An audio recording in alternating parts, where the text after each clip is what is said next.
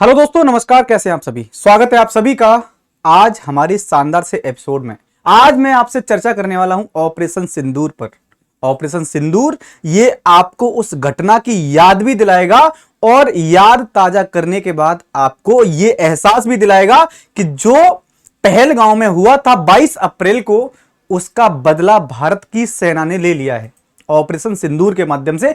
अब यह ऑपरेशन सिंदूर क्या है, इसमें भारतीय सेना ने कौन से लड़ाकू विमानों का प्रयोग किया है, किस मिसाइल से पाकिस्तान के सभी आतंकवादी बंकरों को तहस नहस कर दिया है, इन सभी तमाम बिंदुओं पर चर्चा करने वाले हैं। और मैं पहले तो अपनी पूरी की पूरी जो आर्मी है, चाहे वो जल सेना हो, थल सेना हो, वायुसेना हो, सभी को पूरे भारत की ओर से धन्यवाद देना चाहता हूं, क्योंकि आज जो प्रेस कॉन्फ्रेंस हुई और उस प्रेस कॉन्फ्रेंस में बताया गया हमारे सेना के बड़े बड़े अधिकारियों के द्वारा कि इस पूरे के पूरे ऑपरेशन में तीनों सेनाओं का बहुत बड़ा हाथ था।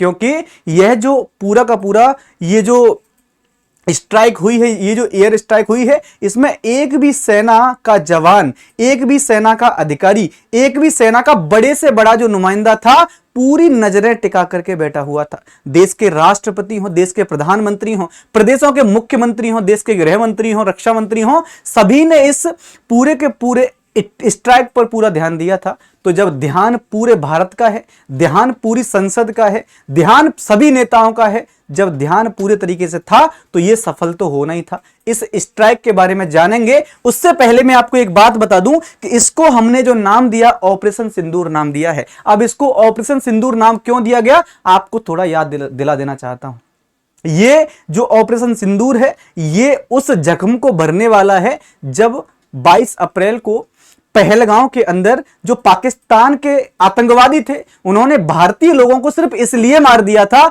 कि वो मुस्लिम नहीं है। भारतीय लोगों को सिर्फ इसलिए मार दिया था कि उन पर कलमा पढ़ने नहीं आता है। भारतीय लोगों को सिर्फ इसलिए मार दिया था कि वो खतना किए हुए नहीं थे। आप बताइए, ये समाज को कितना बड़ा शर्मसार करने वाली बात है। एक सभ्य समाज में ऐसी घटना बिल्कुल भी बर्दाश्त नहीं की जाती है। जब यह घटना हुई उसके बाद 22 अप्रैल के बाद 23 अप्रैल आता है। 23 अप्रैल को मोदी साहब ने मीडिया के सामने आकर के यह कहा था कि बर्दाश्त नहीं किया जाएगा और ऐसा दंड मिलेगा कि कांप जाओगे। मैं आपको बता दूं, अभी पाकिस्तान की मीडिया ने कुछ बताया नहीं है। भारत का मीडिया भी अभी सिर्फ वही बात कर रहा है जो दिख रहा है। लेकिन भारत एक संवेदनशील देश है। भारत कभी बढ़ा चढ़ा करके बात नहीं करता है, लेकिन जब करेंगे तो आपको बताएंगे भी कि कितने लोग मारे गए हैं। जैसा मेरा अनुमान है कि अगर राफेल का प्रयोग हुआ है तो मरने वालों की संख्या भी हजारों से कम नहीं होगी। क्यों? क्योंकि राफेल ऐसा विमान है ही नहीं कि 2-4 को मार के लौटे। ये उन सभी तमाम आतंकवादियों को खत्म करके लौटा है जो पाकिस्तान में प्रश्रय लिए हुए थे। आज हम उन पर भी चर्चा करने वाले हैं जो पाकिस्तान के अंदर आतंकवादी संगठन है, जिन पर ये राफेल का प्रयोग किया गया है। अब हम बात कर लेते हैं हमारे देश के उन लड़ाकू विमानों के बारे में जो आग उगलते हैं। इनको देखकर पाकिस्तान तो क्या, दुनिया की बड़ी बड़ी आर्मी कांप जाती है। नाम है इसका राफेल। अब हम बात करें पहले राफेल की खासियत पर, उसके बाद बात करेंगे राफेल के साथ जो मिसाइल से हमने पाकिस्तान को तहस नहस किया उस पर। राफेल जो आपका विमान है भाई, आपका नहीं हमारा विमान है, ठीक है भाई। जो राफेल हमारा विमान है, इसकी जो स्पीड है ना, वो 2200 से लेकर 2300 किलोमीटर प्रति घंटे की है। यानी ये हमारी वॉइस से थोड़ी सी कम है। हमने मुंह से कुछ बोला, आवाज निकली, चारों ओर गूंज गई। इतनी ही स्पीड है इस राफेल की। बात समझ में आ रही है? जब तक पाकिस्तान पलक झपकता तब तक तो यहां पर हम वापस आतंकवादियों को नष्ट करके वापस लौट चुके थे। इसके बाद आप देखेंगे कि भैया सर ये जो है, ये क्लाइंबिंग रेट क्या है इसका, तो 60,000 फीट पर मिनट का है। यानी हम चाहें तो 1 मिनट में 60,000 फीट से क्या कर सकते हैं, एक चुटकी मार सकते हैं। इसका रेंज कितनी है, तो 3700 किलोमीटर तक की रेंज है। राफेल की जो रेंज होती है, अगर हम यहां खड़े हैं, यहां से लेकर पाकिस्तान के उस छोर तक मार सकते हैं। बात समझ में आ रही है? तो भारत के पास ऐसे लड़ाकू विमान हैं कि अगर हम आज ठान लें तो 1 घंटा तब होगा, पाकिस्तान में सिर्फ गड्ढे दिखाई देंगे। अगर हम बात करें कि इसका वजन कितना है, जब इसमें कुछ नहीं भरा जाएगा, जब इसमें कोई भी हमारे पास मिसाइल अगर इसमें नहीं रखे, उसके बाद भी इसका जो वजन है वो 10.3 हजार किलो है। इसके अंदर कितना वारहेड हो सकता है, लगभग 9,500 किलो हम इसमें क्या भर सकते हैं, जो भी जो सामग्री होती है, जितने भी मिसाइल्स हैं वो रख सकते हैं। समझ पा रहे हैं आप लोग। इसके बाद आप देखेंगे ये हमने कहां से लिया है, तो फ्रांस के अंदर ये सभी बने हैं। ये सभी जो राफेल है फ्रांस के अंदर बने हैं। दुनिया के अंदर टॉप मोस्ट आर्मी में हम यूं ही नहीं आते हैं, हमारे अंदर वो काबिलियत है, हमारे अंदर वो पावर है कि अगर पाकिस्तान तो बहुत छोटा देश है, पाकिस्तान के लिए तो बस मैं यही कहूंगा कि भैया तुम लोग अपनी सीमा में और हदों में ही रहो, क्योंकि भारत अब 1965 का भारत नहीं है, भारत अब 1950 और 47 का भारत नहीं है, भारत अब 2025 का भारत है। और भारत की ओर अगर आप किसी भी गलत नजरिए से देखोगे तो आंखें फुड़वा के ही जाओगे, ये तय है। अगर हम बाहर बात कर लेते हैं, ये तो राफेल था, और इस राफेल में जो मिसाइल का प्रयोग किया गया उसका नाम क्या है, स्कैल्प मिसाइल है। ये जो स्कैल्प मिसाइल थी राफेल के साथ थी। जैसे आप देखोगे सर ये राफेल है, राफेल के नीचे यहां पर आपको स्कैल्प मिसाइल देखने को मिल जाती है। अब इसकी खासियत जान लो भैया, ये जो मिसाइल है वो किस प्रकार से तबाही मचाती है। इसके अंदर आप देखोगे सर वजन कितना है, 1300 किलो के आसपास इसका वजन होता है, लंबाई लगभग 5 मीटर के आसपास इसकी लंबाई है। लॉन्चिंग जेट राफेल से इसको छोड़ा जाता है, राफेल के अलावा कोई और विमान इसको लेकर उड़ ही नहीं सकता, क्योंकि इसका वजन इतना ज्यादा है। याद रखना भैया ये कितनी दूर तक मार कर सकती है, 3700 किलोमीटर तो ये, और इसके अलावा ये खुद की मार कितनी कर सकती है, 560 किलोमीटर तक मार कर सकती है। यानी पाकिस्तान के जो आका अन्य देशों में बैठे हुए वहां तक भी मार कर सकते हैं। दुनिया के अंदर ऐसी मिसाइल कुछ ही देशों के पास है। क्यों? क्योंकि कहते हैं एक कहावत गांव में कही जाती है कि घोड़ा वही पालेगा जो चने की हैसियत रखता होगा। ऐसे ही नहीं खरीद लिए जाते हैं। एक एक राफेल की कीमत इतनी है कि सोच करके इंसान के हाथ कांप जाए भाई। लेकिन भारत के पास आज भी 200 हैं। बात समझ में आ रही है? हम बात करेंगे भाई इसकी और खासियतें क्या है। अगर आप देखोगे कि भाई जो 70 किलोमीटर दूर से बरस सकता है, जरूरी नहीं हमें पाकिस्तान जाने की आवश्यकता भी नहीं पड़ती, लेकिन हमें तो डेमो देना था ना, तो डेमो देना जरूरी था। भारत की सीमा से उड़ करके राफेल पाकिस्तान की सीमा में गया, वहां जाकर के मार के आया है। ये हमारी अपनी खुद की पावर है। हम बात करेंगे कि ये जो आपका राफेल है ना, ये 70 किलोमीटर दूर से भी बरस सकता है। इसके अंदर जो मिसाइल है उसकी तबाही तो आपने पाकिस्तान के अंदर देख ही ली होगी। अब हम बात करेंगे कि सर ये जो राफेल मरीन होते हैं, है ना, इसकी खासियत क्या है। खासियत देखो भाई, 50,000 फीट की ऊंचाई तक उड़ सकता है, 50,000 फीट ऊंचाई तक उड़ता है।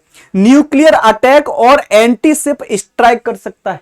अगर हम अपने यहां से न्यूक्लियर वेपन्स छोड़े तो उसके लिए भी सक्षम है, कोई दिक्कत नहीं है, पूरा लैस है हर तरीके से।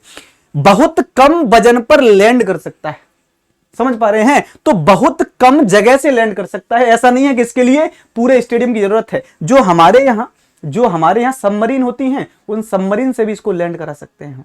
यानी इसको इतना सुविधाजनक तरीके से बनाया गया है। मजबूत फ्रेम, लैंडिंग गियर और टेल हुक जैसे स्पेयर पार्ट इसके अंदर डाले गए हैं। 10 घंटे तक फ्लाइट डेटा की रिकॉर्डिंग कर सकता है। अगर हम तबाही मचाएंगे तो उस क्षेत्र की पूरी रिकॉर्डिंग कर सकता है।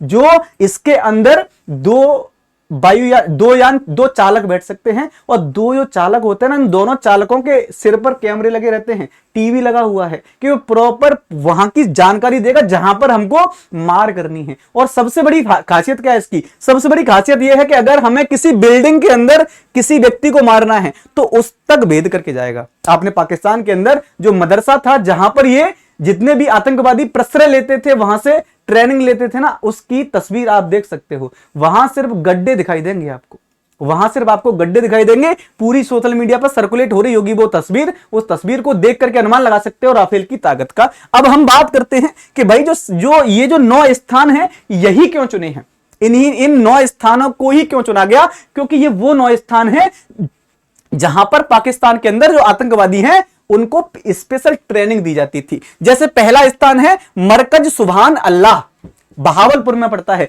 इसमें क्या होता है भाई, यह जैसे मोहम्मद का हेडक्वार्टर है। 14 फरवरी 2019 को पुलवामा हमले सहित कई आतंकवादी घटनाएं यहीं से प्लान की गई थी, यहीं से आतंकवादी घटनाओं का प्लान किया गया था। दूसरा है मरकज तैयबा, मुरीद के में पड़ता है। साल 2000 में शुरू हुआ यह मदरसा लश्कर का सबसे बड़ा ट्रेनिंग सेंटर है। मदरसे नहीं है, आतंकवादियों को बनाने के ये सेंटर है। आतंकवादी यहां पैदा होता है, समझ रहे हैं, यहां आतंकवादी पैदा होता है, लेकिन अब नामो निशान मिटा दिया है। दुनिया के छोटे जो देश हैं, जो भारत से आस लगा के बैठे, तो उनको खुशखुशी होने की जरूरत है। ऐसे आतंकवादी अगर और भी पैदा हुए तो भारत के पास और भी तरीके हैं इनको खत्म करने के।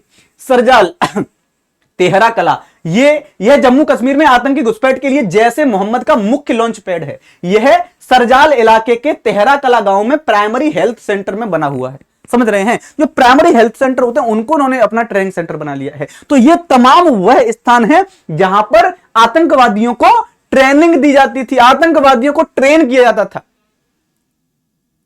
अब पूरी तरीके से इनको समाप्त कर दिया गया है। अब कौन से वो 9 स्थान हैं जहां पर हमने इनको ठिकाना बनाया था, इनको देख लीजिए भाई। इन्हीं 9 स्थानों को हमने टारगेट किया था। मुजफ्फराबाद है, कोटली है, सियालकोट है, मुरीद के है, बहावलपुर है, तेहरा कला है और बरनाला है। इन 13 स्थानों पर हमने राफेल से बमबारी करी है। राफेल से हमने वहां पर उन्हीं सभी स्थानों को नेस्त नाबूद कर दिया है।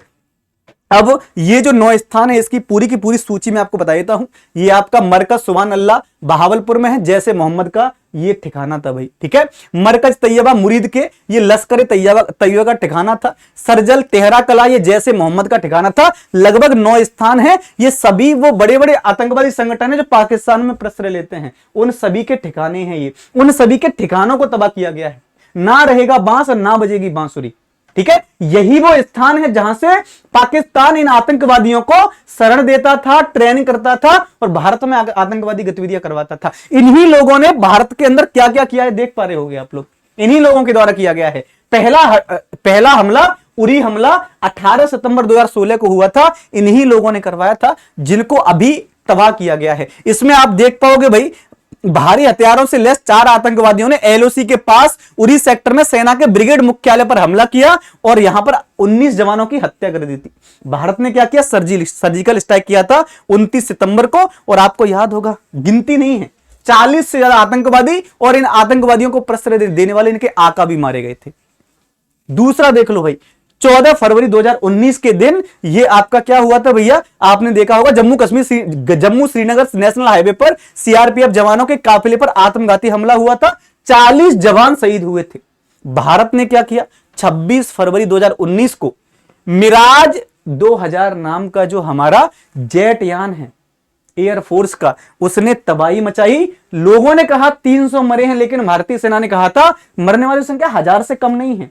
तो हमने 1000 तो पहले भी निपटाए हैं, ऐसा कुछ भी नहीं है। इस बार भी सेम वही हुआ। आपने देखा होगा, ये वाला जो अटैक है, ये टूरिज्म पर अटैक किया गया था। ये कहां, जम्मू कश्मीर के पहलगांव में कुछ आतंकवादी आए और आतंकवादियों ने आकर भारतीय लोगों को मारा, सिर्फ धर्म पूछ करके मारा। हमने यहीं पर कहा था कि छोड़ेंगे तो बिल्कुल नहीं। अगर तुमने जिस प्रकार की घटना को अंजाम दिया है, उससे कुछ ऐसा भीभत्स आपको दंड दिया जाए कि आपकी रूह कांप जाए।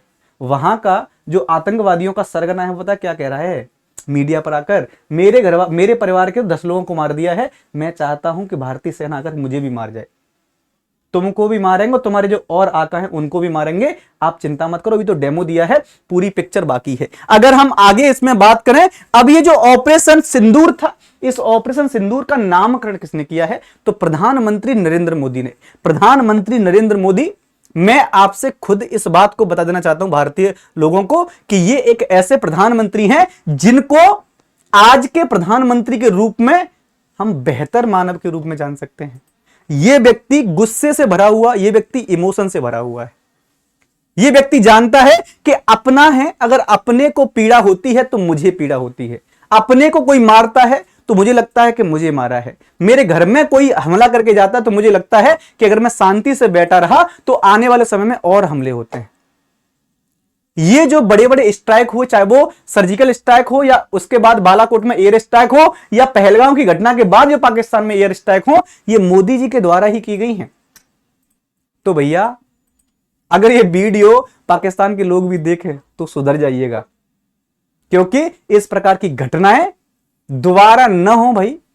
क्योंकि अभी तो पाकिस्तान के 9 जगहों को हमने नेस्तनाबूद किया है। समय आने पर कहीं ऐसा ना हो कि बलूचिस्तान तक गड्ढे गड्ढे ही दिखाई पड़े। इस प्रकार की वीडियो में लाना नहीं चाहता था, लेकिन क्या करें, आप लोग मजबूर कर देते हैं कि सर बताइए बताइए क्या है, कैसे हुआ है, क्यों हुआ है। तो इस वीडियो में मैंने आपको पूरा का पूरा बताया है भारत की सेना की अपनी खासियत क्या है, भारतीय सेना के पास जो लड़ाकू विमान है उनकी अपनी खासियत क्या है, और सबसे यशस्वी जो प्रधानमंत्री है उनकी अपनी खासियत क्या है, और उसके अलावा भारत के जो लोग हैं उनकी अपनी खासियत क्या है। ये भारत आज का भारत है, ये भारत पाकिस्तान की सरजमीन में घुसेगा भी और घुस करके मार के आएगा भी। आज के इतना ही। जय हिंद, जय भारत।